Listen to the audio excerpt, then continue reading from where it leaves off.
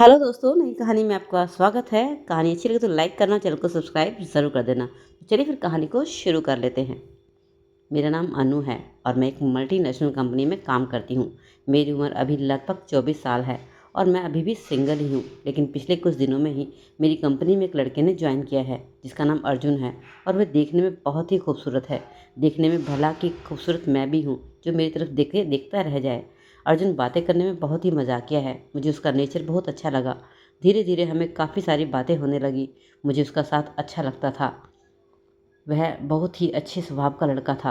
अब तो हम कभी कभार बाहर रेस्टोरेंट में खाना खाने भी जाया करते थे और इस तरह हमारी दोस्ती न जाने कब प्यार में बदल गई, मुझे पता ही नहीं चला। पूरा 1 साल का समय बीत चुका था। इसके बाद अर्जुन ने मुझे पहले ही शादी के लिए प्रपोज कर दिया। कहने लगा, अनु, तुम बहुत ही खूबसूरत और इंटेलिजेंट लड़की हो। मैं तुमसे शादी करना चाहता हूँ और तुम्हें अपनी ज़िंदगी में लाकर अपनी ज़िंदगी को स्वर्ग बनाना चाहता हूँ। क्या तुम मुझसे शादी करना चाहोगी? मैं भी तो अंदर से यही चाहती थी और मैं खुशी खुशी हाँ भर दी। और फिर एक दिन वह हमारे घर पर शादी का रिश्ता लेकर आया। मेरे माँ बाप को भी अर्जुन बहुत पसंद आया।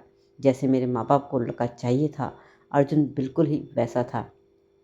उधर अर्जुन के घर वालों को भी मैं बहुत पसंद आ चुकी थी और हमारा रिश्ता तय हो गया था। और 20 दिन बाद शादी का मुहूर्त निकला। घर में शादी की तैयारियां शुरू होने लगी, लेकिन मैं अभी तक ऑफिस जा रही थी। मैंने सोच लिया था कि 2 दिन पहले ही छुट्टी ले लूँगी। वैसे भी प्राइवेट कंपनी में छुट्टियाँ कम ही मिलती हैं। पापा मम्मी ने मुझे फ्री माइंड कर दिया था। उन्होंने कहा, तुम आराम से ऑफिस जाओ, सारी तैयारियां हम कर लेंगे। मेरा भाई अब मुझसे बात बात पर चिढ़ाने लगा था। मुझसे मजाक भी किया करता था।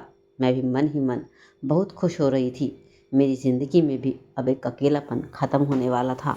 मुझे भी प्यार मिलने वाला था और वह भी चीज़ भी जिसकी ज़रूरत हर इंसान को होती है।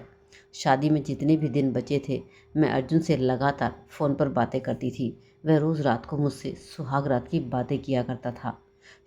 मैं शर्म से लाल हो जाती थी। ऑफिस में भी सब मेरा मजाक उड़ाने लगे थे, क्योंकि मैं सारा दिन घंटों फ़ोन पर लगी रहती थी। मैं बहुत खुश थी, लेकिन मुझे क्या पता था अपनी ज़िंदगी में एक नया तूफ़ान आने वाला है। मुझे नहीं पता था कि यह तूफ़ान मेरी ज़िंदगी के सपनों को मसल कर रख देगा। एक दिन अचानक ही अर्जुन ऑफिस नहीं आया। उसकी तबीयत खराब थी। ऑफिस में बहुत काम था और मुझे सारा काम अकेले ही करना पड़ रहा था। काम करते करते मुझे रात के 10 बज गए। उसके बाद मैं अपने ऑफिस से निकली और मैं बाहर आकर ऑटो का इंतज़ार करने लगी। इतने में बहुत तेज़ बारिश आ गई। कोई भी ऑटो नहीं आ रहा था। मैं इंतज़ार में खड़ी थी। मैं पूरी की पूरी भीग चुकी थी। तभी अचानक से मेरे सामने एक बड़ी सी कार आकर रुकी। उसका शीशा नीचे हुआ और उसमें से एक नौजवान लड़का मुझसे कहने लगा, बारिश में क्यों खड़ी रहोगी तो भीग जाओगी। आ जाओ, कार में बैठ जाओ, मैं तुम्हें ड्रॉप कर देता हूँ। यह लड़का मेरे लिए अनजान नहीं था। यह मेरे सामने वाले ऑफिस में काम किया करता था। कई बार मैंने उसे लिफ्ट में आते जाते देखा था। जब भी मैं लिफ्ट में उसके साथ होती थी तो वह मुझे हमेशा तिरछी निगाहों से चुपके चुपके देखा करता था। मेरे साथ पहले भी यह हो चुका था। जब मैं ऑफिस से बाहर आई थी और मुझे ऑटो नहीं मिल रहा था, तब भी इसी नौजवान लड़के ने मुझे लिफ्ट के लिए ऑफ़र की थी। लेकिन तभी पीछे से अचानक से अर्जुन बाइक लेकर आ गया था और मैं उसके साथ निकल गई थी। कुछ दूरी तक उसने हमारा पीछा भी किया था, लेकिन आज तो अर्जुन भी नहीं था और आज भी मुझे फिर से वह लिफ्ट देने के लिए कह रहा था। मैंने आज तक किसी अनजान लड़के के साथ लिफ्ट नहीं ली थी। मुझे बहुत ही घबराहट भी हो रही थी। मैं नहीं समझ पा रही थी कि मैं उसकी बातों का क्या जवाब दूँ। इसलिए मैंने तुरंत ही उसे मना कर दिया। इतने में वह लड़का कार से बाहर निकल आया और कहने लगा, रात के 10 बज रहे हैं, बारिश बहुत तेज़ है, ऑटो नहीं आने वाला है, इंतज़ार करना बेकार है। इसलिए तो कह रहा हूँ, बैठ जाओ, छोड़ दूंगा, तुम एक लड़की हो और इतनी रात को बाहर सड़क पर खड़े रहना तुम्हारे लिए खतरे से खाली नहीं है। प्लीज़ अंदर आओ और बैठ जाओ, भरोसा रखो। मैं थोड़ी देर चुप रही और वह भी मेरा खड़ा होकर इंतज़ार करने लगा। फिर मैंने थोड़ा सोचा और समझा और उसकी गाड़ी में बैठ गई।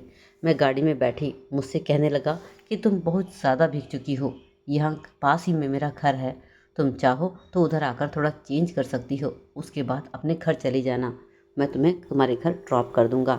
मैं उसके कहने पर उसके घर चली गई। उसने घर जाते ही मुझे एक सूखा टॉवल दिया और फिर वह अलमारी से अपनी पैंट और शर्ट लेकर आया और कहने लगा, तुम चाहो तो मेरे कमरे में जाकर अपने कपड़े चेंज कर सकती हो, वहाँ बाथरूम भी है। मैं उसके कमरे में चली गई। मेरे बाल बहुत ज़्यादा भीग चुके थे और मेरे सर में भीगे होने से दर्द होने लगा था। मुझे सामने टेबल पर हेयर ड्रायर दिखा। मैं हेयर ड्रायर से पहले अपने बाल सुखाने लगी। उसके बाद मैं अपने शरीर को टॉवल से पोंछने लगी। मैंने कमरे को लॉक करना भूल गई थी और मैं कमरे में ही अपने कपड़े उतार दिए। मुझे बाथरूम में जाना अच्छा नहीं लग रहा था, लेकिन तभी अचानक से वह लड़का पीछे से कमरे में आ गया। उस समय मेरे शरीर पर एक भी कपड़ा नहीं था। उसने मुझे इस हालत में देख लिया। एक पल के लिए तो वह मुझे देखता ही रह गया और फिर तुरंत ही सॉरी बोलकर कमरे से बाहर चला गया। मैं घबरा गई थी। उसने मुझे इस हालत में देख जो लिया था। मैंने तुरंत शर्ट पहनी, लेकिन उसकी पैंट मुझे नहीं आ रही थी, इसलिए मैंने नीचे टॉवल लपेट लिया। उसके बाद मैं कमरे से बाहर आ गई। वह मुझसे कहने लगा कि सॉरी, मैं अंदर अचानक से आ गया, लेकिन मैंने दरवाज़ा खटखटाया था, तुमने कोई जवाब ही नहीं दिया। और सच में उसने दरवाज़ा खटखटाया था। शायद मैं ही इतनी बिजी थी कि उसकी खटखटाहट नहीं सुन पाई थी। मैंने कहा, कोई बात नहीं, सारी गलती मेरी है। मैंने ही दरवाजे की खटखटाहट को नहीं सुना, लेकिन तुम्हारी पैंट मुझे नहीं आ रही है। तो उस लड़के ने कहा, कोई बात नहीं, मैंने तुम्हारे कपड़ों को वॉशिंग मशीन में सूखने के लिए डाल दिया है। उसमें पूरी तरह तुम्हारे कपड़े ड्राई हो चुके हैं। तुम मशीन में से कपड़े निकाल लो और पहन लो। मैं तुम्हारे लिए कुछ चाय बना देता हूँ। उसके बाद वह किचन में चाय बनाने के लिए चला गया। मैं गई तो उसने ऑमलेट भी बनाया हुआ था। फिर हम दोनों ने मिलकर थोड़ा सा नाश्ता किया। वह मुझे घूर घूर कर देख रहा था। तभी मैंने नोटिस किया कि मेरी शर्ट का ऊपर वाला बटन खुला हुआ था। इसी वजह से वह मेरे उभरे हुए जिस्म को देख रहा था। इससे पहले कि मैं अपने बटन बंद करती, वह मेरे करीब आ गया। मेरी शर्ट के बटन को बंद करने लगा। मेरी सांसें बहुत तेज़ चल रही थी और उसकी सांसें भी बहुत ज़्यादा ही तेज़ चल रही थी। हम दोनों एक दूसरे के बहुत करीब थे। लड़का देखने में बहुत ही खूबसूरत था। मैं तो उसकी शक्ल देखते ही रह गई थी। तभी उसने कहा कि मैं तुम्हारे लिए एक पजामा ला कर देता हूँ, तुम वह पहन लेना। मैंने नाश्ता ख़त्म किया। उसके लाए हुए पजामे को मैं फिर से रूम में बदलने के लिए चली गई। इस बार भी मैं इतनी ख्याल में मगन थी कि मैंने दरवाज़ा फिर से बंद नहीं किया था और मैं जाकर अपना टॉवल हटा दिया। अब मैंने नीचे कुछ भी नहीं पहना था और वही हुआ। लड़का अचानक से फिर से कमरे में आ गया। पूछने लगा, हो गया, चलो मैं तुम्हें तुम्हारे घर छोड़ देता हूँ। लेकिन तभी उसकी नज़र मेरी टांगों की तरफ गई और वह मुझे फिर से अजीब सी नज़रों से देखने लगा। तभी वह भागता हुआ कमरे में आया और मुझे अपने सीने से लगा लिया और मुझे चूमने लगा। चूमते चूमते उसने मुझे बिस्तर पर लेटा लिया और फिर हम दोनों की सांसें बहुत ज़्यादा तेज़ चलने लगी। वह मुझे बेहताशा चूमता जा रहा था और मैं मदहोश होते जा रही थी। मुझे कुछ भी ख्याल नहीं था कि क्या हो रहा है। चूमते चूमते फिर मेरी शर्ट के बटन तोड़ने लगा। पहली बार किसी लड़के ने मुझे इस तरह से छुआ था। मुझे अर्जुन ने भी आज तक कभी ऐसे नहीं किया था, सिर्फ मेरा हाथ ही पकड़ा था। तभी मुझे अर्जुन का ख्याल आया और मुझे याद आया कि मेरी शादी होने वाली है, लेकिन मैं अभी रोमांस की चरम सीमा पर थी। अब मुझे कुछ होश नहीं था और न ही मैं पीछे हटने जा रही थी।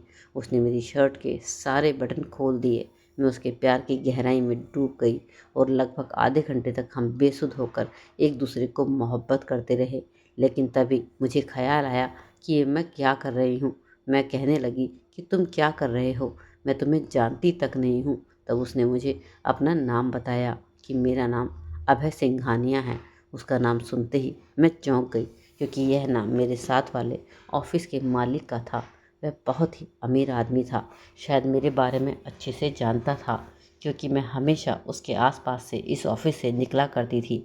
लिफ्ट में वह हमेशा चढ़ता उतरता रहता था, इसलिए मुझे उसने कई बार देखा था, लेकिन मैंने कभी भी ध्यान नहीं दिया था। मैंने उससे कहा कि रुक जाओ, इससे आगे मत बढ़ो, लेकिन मैं अपने आप को भी खुद भी नहीं रोक पा रही थी। मेरी आंखों में आंसू थे।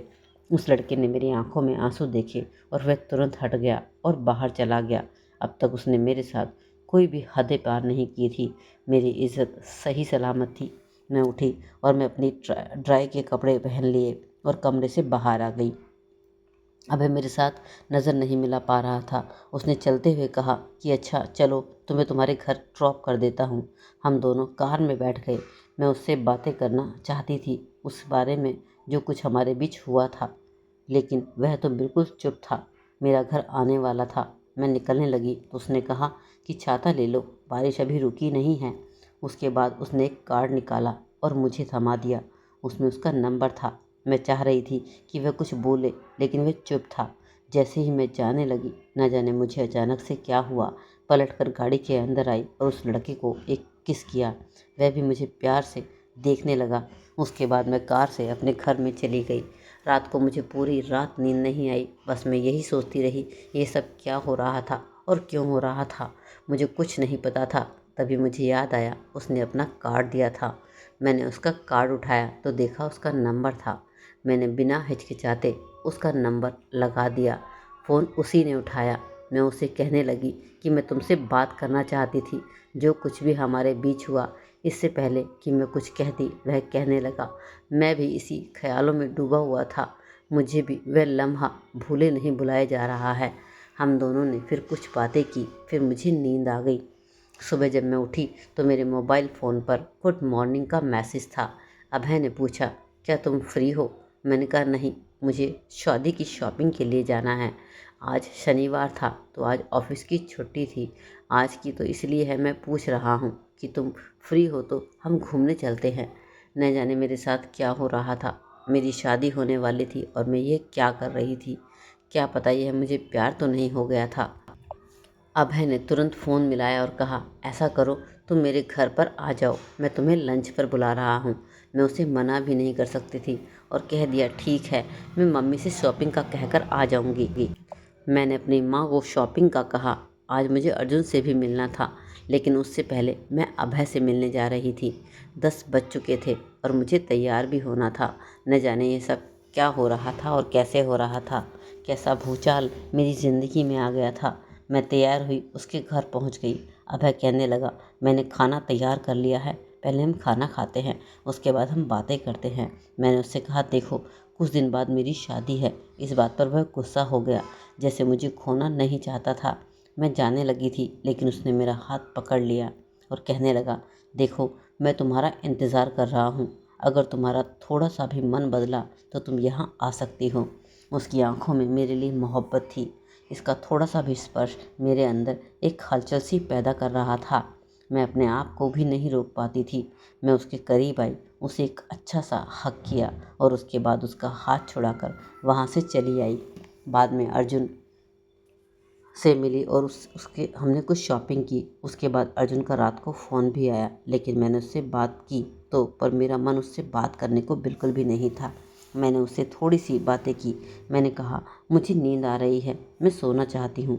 उसके तुरंत बाद ही मैंने अभय को फ़ोन लगा दिया और मैंने उससे घंटों बातें की। मेरा मन उसके साथ लग रहा था।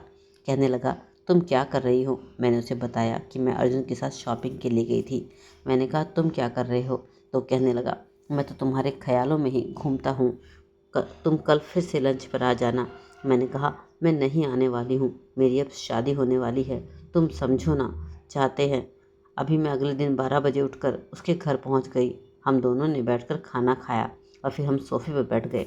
लेकिन तभी अचानक से न जाने अभय को क्या हुआ। अभय उठकर लपक कर मेरे पास आ गया और मुझे बहुत सारा प्यार करने लगा। कैसे लगा? तुम तो कह रही थी कि मैं नहीं आऊँगी, फिर क्या हुआ? कैसे तुम आ गई? तुम भी जानती हो कि तुम मेरी तरफ आकर्षित हो रही हो। तुम्हें मुझसे मोहब्बत हो गई है। तुम क्यों मुझे अपनाना नहीं चाहती हो, जो तुम वहाँ से शादी करना चाहती हो? मैं तुमसे प्यार करता हूँ, मैं तुम्हें अपनाना चाहता हूँ।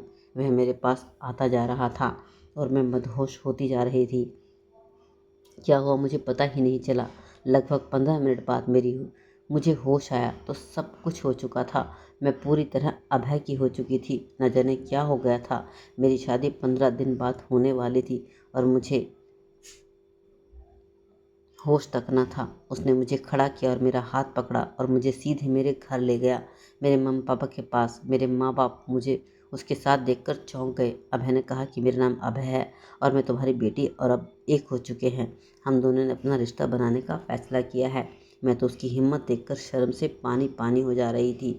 मेरे माँ बाप उसे गुस्से से घूर कर देखने लगे और फिर मुझे देखने लगे। पापा ने कहा, तुम कौन हो और इससे शादी क्यों करना चाहते हो?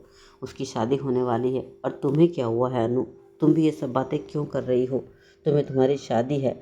इतने में अभय ने अपनी जेब से एक डिब्बी निकाली। उसमें सिंदूर था। उसने मेरी मांग भर दी और कहने लगा, ये भी मेरी ये पत्नी है और मैं इसके बिना नहीं रह सकता। अब ये मेरी हो चुकी है और शादी नहीं कर सकती। मेरा हाथ पकड़कर वह मुझे अपने घर ले गया। मेरी ज़िंदगी में अचानक से ही ये तूफ़ान आ गया था जिससे मेरी शादी होने वाली थी। शादी नहीं हो पाई थी। न जाने क्यों मुझे अचानक से ही अभय से प्यार हो गया था। प्यार पर किसका बस है, कब किसके साथ हो जाए। प्यार के आगे किसी का बस नहीं चलता। जो होना होता है वही होता है। हम चाहे लाख खुशी कर लें, हमारे मन का कभी नहीं होता। तो दोस्तों, कहानी कैसी लगी ज़रूर कमेंट सेक्शन में बताइएगा। अच्छी लगी तो लाइक कर दीजिए, चैनल को सब्सक्राइब ज़रूर कर दीजिए। गला थोड़ा सा खराब था इसलिए मैं अटक गई, इसके लिए सॉरी, माफ़ी चाहती हूँ।